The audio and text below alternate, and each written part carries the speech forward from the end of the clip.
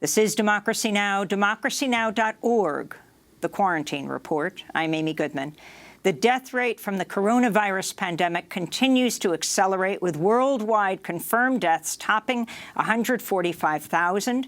In the United States, deaths surged to another record high Thursday, nearly doubling to surpass the previous record set just a day before at 4,591. U.S. residents died over a single 24-hour period. Well, today we continue my conversation with Noam Chomsky, the world-renowned political dissident, linguist, and author of more than 100 books. He's a laureate professor in the Department of Linguistics at the University of Arizona, Tucson, and professor emeritus at Massachusetts Institute of Technology, where he taught for more than half a century. Professor Chomsky joined us last week from his home in Tucson, Arizona, where he is sheltering in place with his wife, Valeria. We spoke just after President Donald Trump foreshadowed this week's announcement that he would cut off U.S. support for the World Health Organization. This is Trump addressing reporters last week. Is the time to freeze funding to the WHO during a pandemic? No, maybe not. I mean, I'm not saying I'm going to do it, but we're going to look at it. You did say that. We give a tremendous, no, I didn't. I said we're going to look at it. We're going to investigate it. We're going to look at it. Can you talk about what he's threatening to do right now? First, they reject the WHO tests that would have been critical, and now saying they're going to defund the World Health Organization. Well, this is typical behavior of autocrats and dictators. When you make colossal errors, which are killing thousands of people, find somebody else to blame. And in the United States, it's unfortunately the case for well over a century and a half, that it's always easy to blame the yellow peril. They're coming after us. We've seen this all through my life, in fact, way before. So blame the World Health Organization, blame China, claim that the World Health Organization has insidious relations with China, is practically working for them. And that sells to a population that's been deeply indoctrinated for a long time, way back to the Chinese Exclusion Acts in the 19th century, to say, yeah, those yellow barbarians are coming over to destroy us. That's almost instinctive.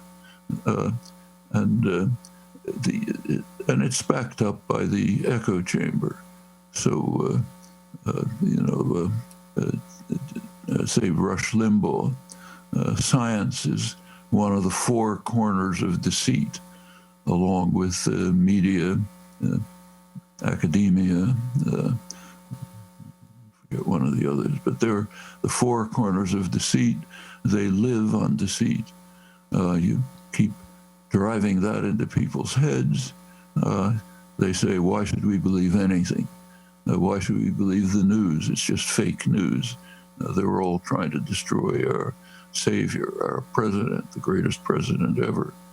I'm old enough to remember as a child listening to Hitler's speeches over the radio, Nuremberg rallies.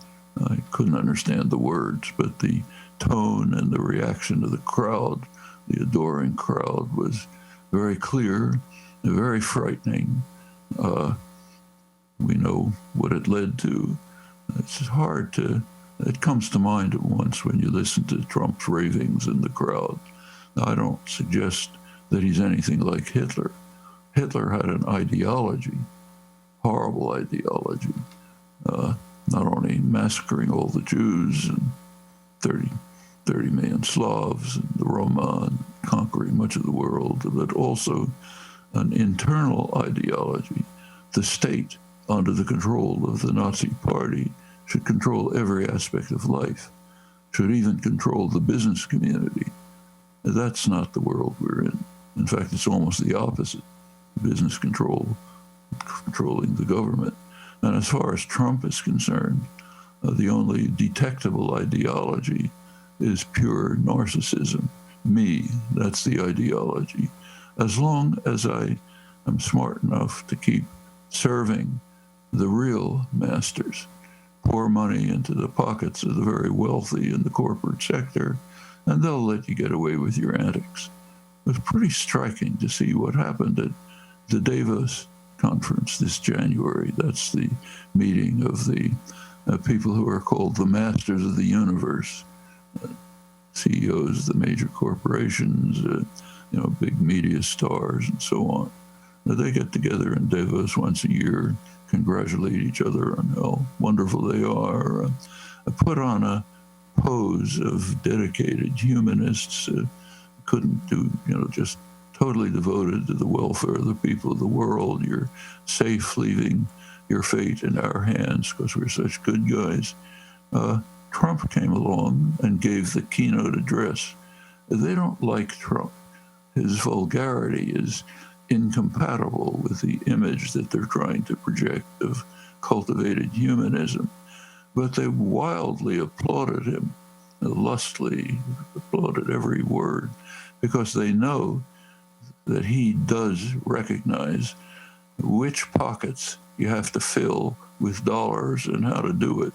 And as long as he does that, as long as he serves his major constituency, they'll let him get away with the antics. In fact, like it, because he mobilizes a crowd that'll back policies like his legislative achievements. Main one is a tax scam that pours money into the hands of corporate coffers and harms everyone else. The deregulation is great for business. They love it. They can destroy the environment and harm people as much as they want. Very harmful to the population. You cut back on pollution constraints, on auto emission regulations. What happens? People die of pollution, of mercury poisoning. The waters are poisoned, and the world is facing disaster. You're accelerating the disaster. As I said, even in the February 10th budget, while cutting back on protection against diseases in the midst of a raging pandemic, increases funding for fossil fuel production, which is going to destroy us all. Of course, a lot more money for the Pentagon and for his famous wall. That's the world we're living in. Here, not everywhere. As I said, the Asian countries have been acting sensibly. New Zealand actually seems to have killed it. Also, Taiwan's doing very well. In Europe, Germany has maybe the lowest death rate in the world, Norway as well. There are ways to react, and there are ways to try to destroy everything. What President Trump is leading, with the support of the Murdoch echo chamber, Fox News, and others. And amazingly, this conjuring act is working. So with one hand, you raise your hand to heaven. I'm the chosen one. I'm your savior. I'm going to rebuild America, make it great again for you, because I'm the servant. I'm the loyal servant of the working class, and so on. Meanwhile, with the other hand, you're stabbing them all in the back. To carry this off is an act of political genius. You have to recognize that serious talent is involved, whether intuitive or conscious planning. It's devastating. We've seen it before. We see it now in dictators of autocrats, sociopaths who happen to get into leadership positions. And it's now happening in the richest, most important country in world history. So you have this situation in the United States where the economy has been brought to a standstill because of the absolute catastrophe of this pandemic, that people have to isolate, although isolation is a luxury for so many essential workers. They have to come out into this pandemic and face enormous threat to their own lives. If you can talk about whether you see this pandemic perhaps threatening global capitalism overall or shoring it up, and how the trillions of dollars that are being put into these stimulus packages are going to simply intensify inequality or actually going to help people at the bottom? That's a choice, not an inevitability. I mean, the corporate sector is working hard to plan for a future of the kind that you're describing. The question is whether popular organizations will be able to impose enough pressure to make sure that this doesn't happen. And there are ways. Take the corporate, what you just described. The corporations right now are hiding their copies of Ayn Rand and rushing to the nanny state and asking for for benefits from the public to overcome the results of their criminal behavior. What have they been doing for the last years? Profits have been going sky high. They've been indulging in an orgy of stock buybacks, which are devices to increase the wealth for the rich shareholders and for management, while undermining the productive capacity of the enterprise at a huge scale, setting their offices somewhere in a little room in Ireland so they don't have to pay taxes using tax havens. This is not small change. This is tens of trillions of dollars robbing the taxpayer. Does that have to be the case? Take the current giveaway to corporations. It should be accompanied by conditionalities, a term we're familiar with from the IMF. They should be required to ensure that there will be no more use of tax havens. There will be no more stock buybacks, period. If they don't do that, with a firm guarantee, no money from the public. Is that utopian? Not at all. That was the law, and the law was enforced up until Ronald Reagan, who turned on the spigot, said, rob as much as you like, with Milton Friedman and other luminaries in the background telling him that's liberty. Liberty means rob the public massively by things like tax havens and stock buybacks. So there's nothing utopian about these conditions. It says, let's go back to a period of pretty much regimented capitalism, which developed since Roosevelt was carried through till the 70s when it began to erode and with Reagan just ended. There should be further conditionalities. Should be working people, should be placed, the part of management should be representatives of workers. Is that impossible? No, it's done in other countries. Germany, for example. There should be a requirement that they guarantee a living wage, not just minimum wage, a living wage. That's a conditionality that can be imposed. And we can move further and recognize, notice that all of this is pre-Trump.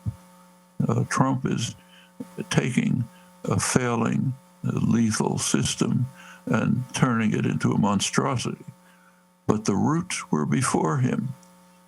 Just think back to the reason why the pandemic occurred in the first place. Drug companies are following capitalist logic. They don't want to do anything. The neoliberal hammer says the government can't do anything the way it did in the past. You're caught in a vice. Then comes along Trump and makes it incomparably worse. But the roots of the crisis are pre-Trump. Same with the healthcare system. Like we know that everyone should know the basic facts. It's an international scandal. Twice the costs of comparable countries, some of the worst outcomes. The costs were recently estimated by a study in The Lancet, one of the world's leading medical journals, They estimated that the annual cost to Americans are close to $500 billion and 68,000 lives lost. That's not so small. World-renowned political dissident, linguist, and author Noam Chomsky. When we come back, he'll discuss conditions in Gaza during the pandemic and the rise of authoritarianism around the world and the progressive response. Stay with us. This is Democracy Now!, democracynow.org, The Quarantine Report. I'm Amy Goodman. As we return to part two of our conversation with Noam Chomsky, world-renowned linguist, political dissident, and author, I asked him about Gaza, one of the most densely populated places on Earth where at least 13 cases of COVID-19 have been reported. The World Health Organization reports there are just 87 ventilators for Gaza's 2 million residents. Nearly 300 cases and 2 deaths have been confirmed in the West Bank. This is Professor Chomsky. If you can talk for a moment globally about what's happening on an issue that has been close to your heart for decades, and that is the occupied territories, Gaza and the West Bank. What it means for a place like Gaza, called by the UN and people around the world a kind of open-air prison of almost 2 million people, what the pandemic could mean there. It's almost impossible to think about. Gaza is 2 million people who are living in a prison, open-air prison, under constant attack. Israel, which is the occupying power, recognized by everyone in the world except Israel, Israel has been imposing very harsh sanctions ever since the Palestinians made the mistake of carrying out the first free election in the Arab world and electing the wrong people. The United States and Israel came down on them like a ton of bricks. Israel's policy, as was explained by Dov Weissglass, the person in charge of the withdrawal of Israeli troops, withdrawal of the settlers, and imposition of the new regime, explained frankly, we are putting the people of Gaza on a diet, just enough to keep them alive, meaning wouldn't look good if they all die, but not anything more than that. So not a piece of chocolate or a toy for a child. That's out. Just enough to stay alive. If you have a serious health problem, maybe you can apply to go to the hospital in East Jerusalem. Maybe after a couple of weeks you'll be allowed to go. Maybe a child is allowed to go, but his mother's not allowed to come. When there are now a couple of cases in Gaza, if that extends, it's a total disaster. International institutions have pointed out that by 2020, that's now, Gaza will probably become barely livable. About 95% of the water's totally polluted, place is a disaster. And Trump has made sure that it'll get worse. He withdrew funding from the support systems for Palestinians in Gaza and the West Bank. UNRWA killed the funding. Palestinian hospitals killed the funding. And he had a reason. They weren't praising him enough. They weren't respectful of the God. So therefore we'll strangle them, even when they're barely surviving under a harsh and brutal regime. Incidentally, this extends to Palestinians in Israel as well. Human rights activists in Israel pointed out recently, there's articles about it in Haaretz, that Israel finally began to set up a few drive-by testing areas, only in Jewish areas, not in the areas with Palestinian population, and to make sure that the intended results would follow, they announced it only in Hebrew, not in Arabic, so Palestinians wouldn't even know. Well, that's within Israel. In the occupied territories, far worse. And the Trump hammer came in saying, we're not even going to give you a penny because you're not respectful enough of me. I don't know how to describe this kind of thing. I can't find words for it. Noam Chomsky, what do you think is required in an international response to stop the rise of authoritarianism in response to this pandemic? For example, in the Philippines, where the authoritarian leader, Trump ally Duterte, talks about killing people. The massive crackdown without support of the people of India, 1.3 billion people with Narendra Modi. President Trump was in India as the pandemic was taking off, never saying a word about it, packing a stadium of 100,000 people. You have Orban in Hungary, who is now ruling by decree.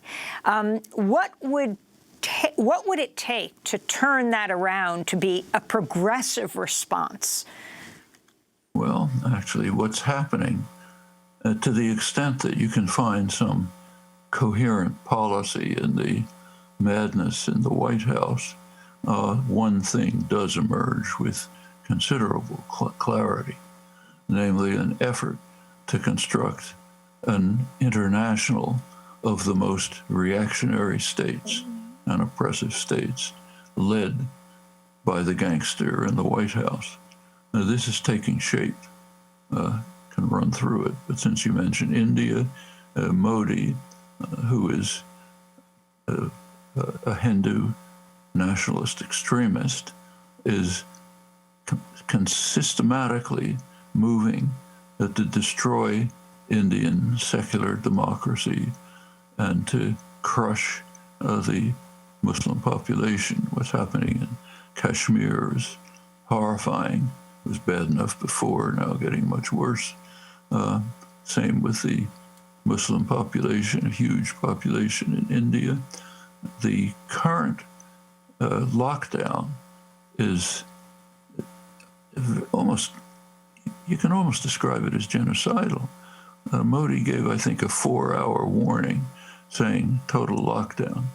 That's over 1 billion people. Some of them have nowhere to go. People in the informal economy, which is a huge number of people, are just cast out. Go walk back to your village, which may be 1,000 miles away. Die on the roadside. This is a huge catastrophe in the making, right on top of the strong efforts to impose the ultra-right Hindutva doctrines that are at the core of Modi's thinking and background. What's happening, and quite apart from this, India, in fact, South Asia generally, is going to become unlivable pretty soon if current climate policies persist. Last summer, the temperature in Rajasthan went up to 50 degrees centigrade, and it's increasing. Hundreds of millions of people in India that don't have access to water. It's going to get much worse. Could lead to a nuclear war between the two powers that basically rely on the same water resources, which are declining under global warming, Pakistan and India. I mean, the horror story that's developing is, again, indescribable. You can't find words for it. And some people are cheering about it, like Donald Trump and his friend Bolsonaro in Brazil, a couple of other sociopaths. But how do you counter a reactionary international? By developing a progressive international. And there are steps to that. They don't get much publicity. But I think it's this coming December, there'll be a formal announcement of what has been in process for some time. Yanis Varoufakis, the founder and leading figure in Diem25, the progressive movement in Europe, very important. Varoufakis and Bernie Sanders came out with a declaration calling for a progressive international to combat and we hope overcome the reactionary international based in the White House. Now, if you look at the level of states, this looks like an extremely unequal competition. But states are not the only things that exist. If you look at the level of people, it's not impossible. It's possible to construct a progressive international based on people, ranging from the organized political groups that have been proliferating, that have gotten a huge shot in the arm from the Sanders campaign, ranging from them to self-help, mutual aid, self-help organizations that are arising in communities all over the world, in most impoverished areas of Brazil, for example. And even this astonishing fact that I mentioned, that the murderous crime gangs are taking responsibility for bringing some form of decent protection against the pandemic and the favelas, the miserable slums in Rio. All of this is happening on the popular level.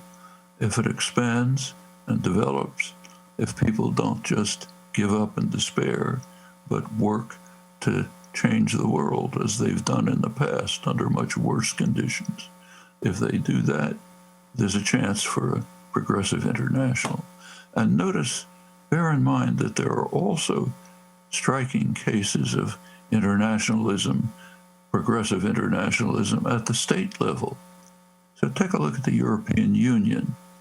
The rich countries in Europe, like Germany, have recently given us a lesson in just what the union means, right? Germany's managing pretty well. They probably have the lowest death rate in the world. It's an organized society. Right next door, northern Italy, is suffering miserably. Is Germany giving them any aid? No. In fact, Germany even blocked the effort to develop Eurobonds, general bonds in Europe, which could be used to alleviate the suffering in the countries under the worst conditions. But fortunately for Italy, it can look across the Atlantic for aid from the superpower on the Western Hemisphere, Cuba. Cuba is once again, as before, exhibiting extraordinary internationalism, sending doctors to Italy. Germany won't do it, but Cuba can. China is providing material aid. So these are steps towards progressive internationalism at the state level. World-renowned political dissident, linguist, and author Noam Chomsky, laureate professor in the Department of Linguistics at the University of Arizona, Tucson, professor emeritus at Massachusetts Institute of Technology, where he taught for more than half a century. Noam Chomsky joined us last week from his home in Tucson, Arizona, where he's sheltering in place with his wife, Valeria. Go to our website at Democracy Now! To see part one of our conversation. When we come back, a new policy at New York's public hospitals requires medical workers who call in sick to produce a doctor's note. Stay with us.